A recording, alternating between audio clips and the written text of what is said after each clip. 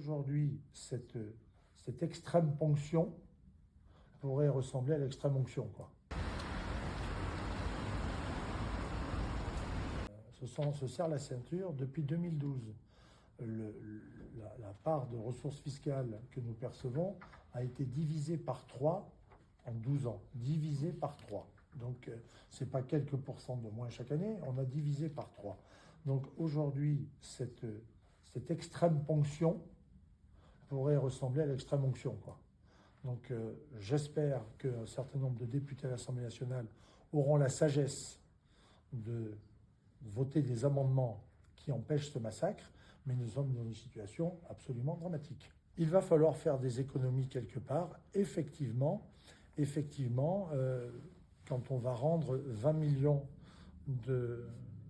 d'argent à l'État au 31 décembre, on permettra de rembourser 2 minutes d'intérêt de la dette. J'ai bien dit 2 minutes, 10 millions par minute, c'est ce que nous coûtent les intérêts de la dette aujourd'hui.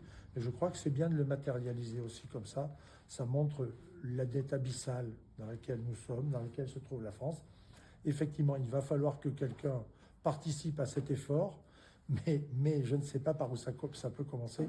Évidemment, je souhaite que ça ne commence pas par les chambres de commerce. Évidemment, les CCI métropolitaines, j'imagine, vont tressaillir, vont bougeoter un peu, résisteront, mais pour la très grande majorité des CCI territoriales, celles qui maillent le territoire, celles qui sont au contact des territoires ruraux, pour celles-là, il n'y aura pas de salut.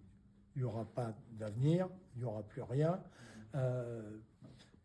C'est véritablement la mort annoncée d'une part importante de l'animation économique des territoires départementaux, ruraux et de proximité des grandes villes. On ne peut pas mieux s'y prendre quand on est l'État que de casser le réseau des territoires, que de casser le réseau des entreprises qui composent ces territoires en tentant de supprimer le réseau des chambres de commerce.